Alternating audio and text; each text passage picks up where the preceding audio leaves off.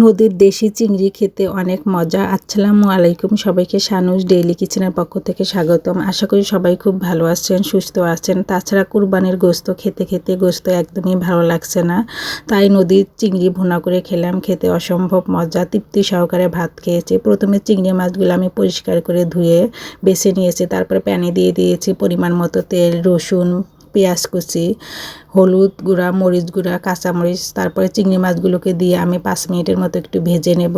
তারপর পরিমাণ মতো লবণ দিয়ে দিলাম সামান্য একটু জিরার গুঁড়া। তারপরে পানি দিয়ে চিংড়ি মাছটাকে সুন্দর মতো কষিয়ে নেব। এই তো 3 থেকে 4 মিনিট একটু কষিয়ে নেব। এতে চিংড়ি মাছটা খেতে অনেক মজা লাগবে। এই জন্য আমি ঢেকে দিলাম। ফিরে আসলাম 3 থেকে 4 মিনিট পর। মাছটা আমার সুন্দর মতো কষানো হয়ে গিয়েছে। এখন আমি ঝোলের জন্য 1 কাপ গরম পানি দিয়ে দেব। দিয়ে একটু নেড়েচেড়ে নিচ্ছি। ঢেকে প্রায় আমি 10 থেকে 15 মিনিট রান্না করব। আপনারা কে কে চিংড়ি মাছ খেতে পছন্দ করেন অবশ্যই কমেন্ট বক্সে কমেন্ট করবেন। আমাদের বাসার তো সকলেই খুব পছন্দ করে। আর তাছাড়া চিংড়ি মাছের পুরা খোসাগুলো আমি ফেলে দিয়েছি, এর জন্য একটু ছোট দেখাচ্ছে। এই তো চিংড়ি মাছের ফাইনাল লুক, খেতে অসম্ভব মজা ছিল।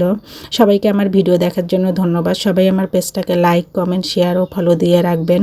আমার ইউটিউব চ্যানেলটাকে সাবস্ক্রাইব করে রাখবেন। সবাই ভালো থাকবেন, সুস্থ থাকবেন। সবার জন্য শুভকামনা। আল্লাহ হাফেজ।